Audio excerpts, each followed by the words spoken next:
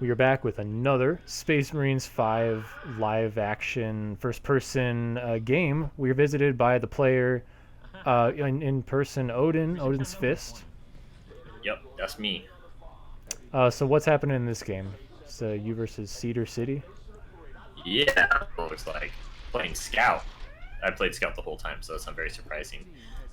I really like the strategy in Loveland of going across at the start, especially Yeah. because I feel like you have kind of three people that you want in the middle of the field at the start, like the commander and both scouts. Mm-hmm. And I feel like all of you going up the ramp and then scattering there is a bit awkward. And so getting this other angle here where it's like you can come up on the other side, I felt really helped. Well, it looks like it was good for this particular moment. It was all red right there at the beginning. Micro and Brew just zapped them all down. The resupplies ran downstairs, and you got some resets there. Trading with Eve's Thunder right there. Looks like Slaughtermelon went to the first floor and got his bases right away. So he's almost to a full nuke right now. Micro having a lot more points physically scored, followed by you. Over 1,000 already. That's crazy. I remember still earlier in the tournaments, I was having a hard time adjusting to the altitude. I think this was practice night. We are doing team practices. Yeah, Sunday night. So that was a bit difficult for me to get adjusted to while playing an actually like more competitive game. It wasn't a tournament, but still. Right. I mean, I'd argue at the tournament this was probably one of the most hyped games people were looking forward to on that Sunday night. Obviously tons of star players on the red team, names that people know, but Slaughtermelon's his home arena, bringing the St. George team fully trained up. We got a nuke ready with Slaughtermelon. He might early drop here. Autumn at 16 lives, Fireball DK at 14. Oh man, actually, you got a few players on the red team that are about to die. 5 lives on you and on G&D. So on both sides, playing pretty low. You got Slaughtermelon and Tandor at 6 and 3. Holy cow! So what were you thinking right here? I was thinking I need a lot of resupply. I'm telling Micro there, I'm like, get out of the way. Whole red team is back right now. That's not good. Yeah, we lost a lot of pressure here for sure. Right. Oh, and Slaughtermelon drops a nuke. So you kind of come out to take space over on the red side. See some green players kind of floating around the second floor. Your team's behind on lives. We have 4 players down below double digits on lives there. But Slaughtermelon really needs to get some lives too. He's not ready to come back out and fight just yet. Yep. I think one of the biggest things that people were learning as time went on was like kind of how to keep that pressure up. Mm-hmm. You see like the whole red team falling back there and losing a lot of pressure and letting green team kind of gain some ground. Right. It's a bit awkward. It was a little awkward. You did end up pushing him back downstairs though. Brew is going.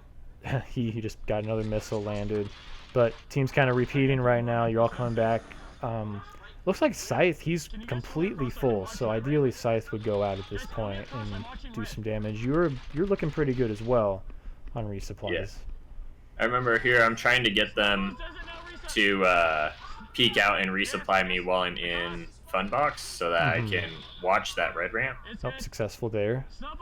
Lots of doubles going out right now.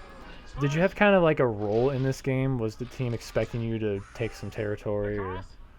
I think we were still kind of like exploring the field a bit, so we didn't really have so much everything thought out here as far as what people's independent roles would be. So I was just trying to kind of like keep pressure up and draw as much attention towards me as possible because Brew and Micro are both very solid players. So yes, kind of keeping people from just sitting on them was one of the more helpful things I could do. Absolutely. Slaughtermelon holding good territory there, making a trail so that no one can really just run in and take him out. For Commander, Thunder getting off 4 hits right there. So he's pushing up in the trench. And you're pushed back, so your team's kind of on the back heel again. You're getting pincered from both the closet and ouch. There's a lot of green right there. Yeah. Getting reset. I don't know what your team ought to be doing in this situation. I mean, a lot of you can absolutely fight, but there's a 8-point disparity right now between DK's lives and Autumn's lives. So even though you had the top floor, it seems that the pressure was still mostly going on to DK and not Autumn.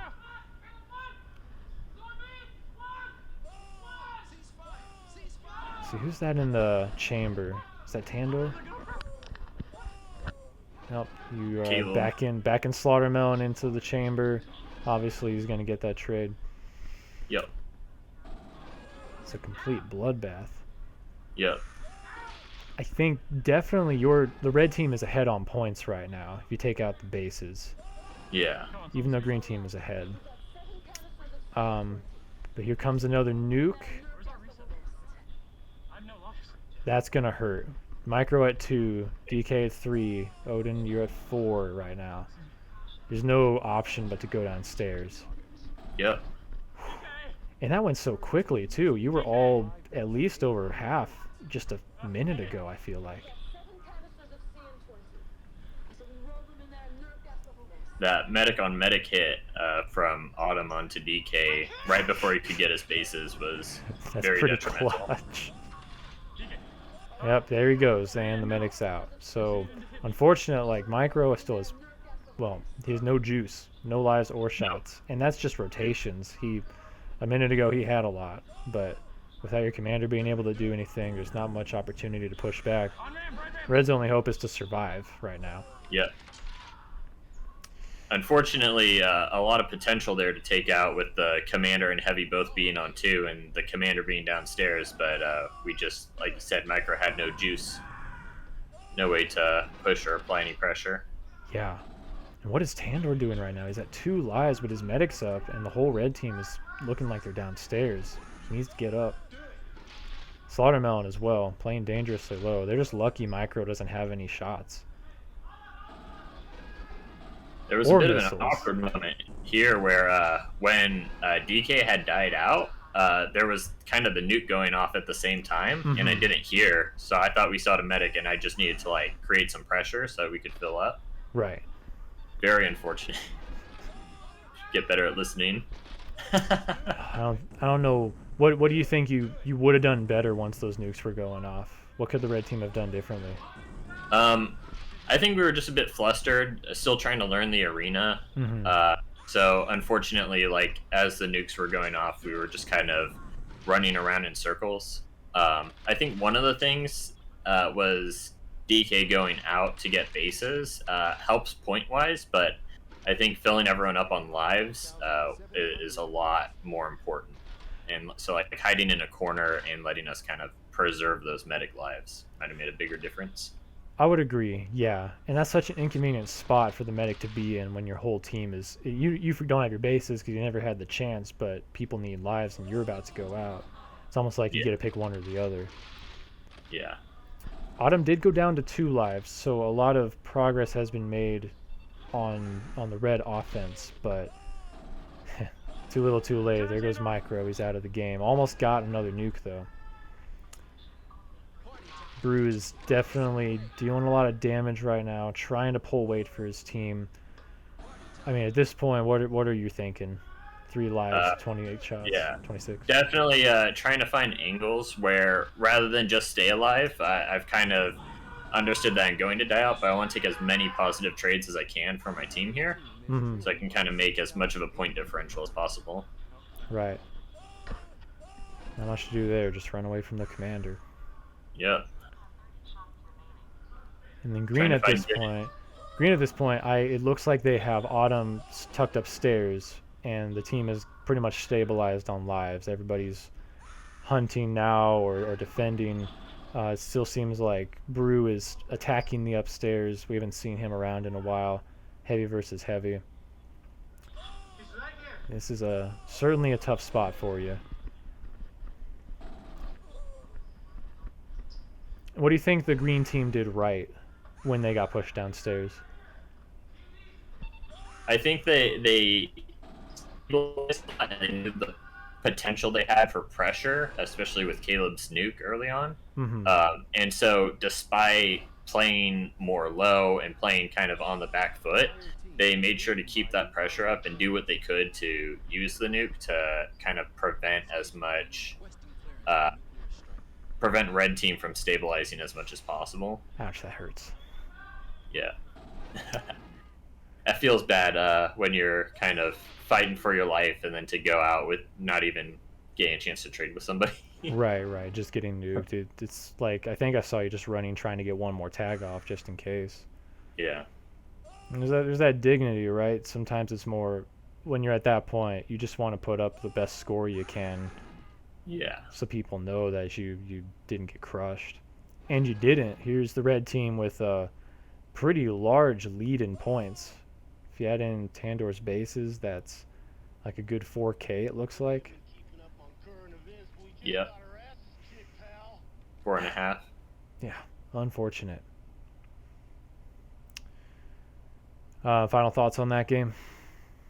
Yeah, it was I think you could definitely tell that was a learning game, kind of like people trying to explore the arena and angles to attack. I think it was good. I think like kind of the best lesson learned from it is like the concept of keeping up pressure and when to like back off and when to like make sure that you are like applying pressure at the right times and all that. Interesting thing looking at the scoreboard at the end was Tanner and Slaughtermelon both having all of their missiles still. So it looks like rather than trying to get those missiles off for those extra special points or the score boost, it looks like they were more trying to just break through and keep the pressure up to kind of move the game around.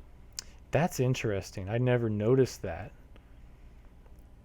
So this is one of those, this is a clear example of, obviously score isn't everything, especially in an arena where eliminations are at a high rate.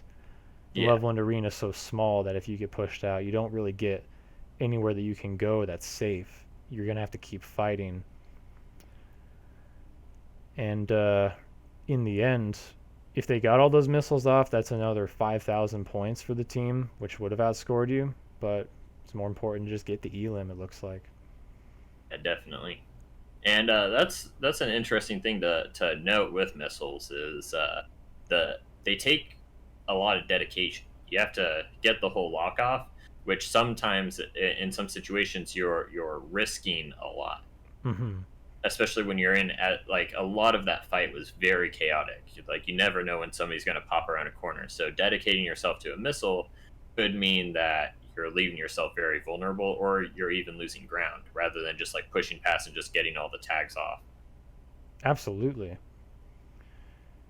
There's definitely a time in another one of these videos, actually. I think I'm actually fighting your team and trying to missile you from third floor.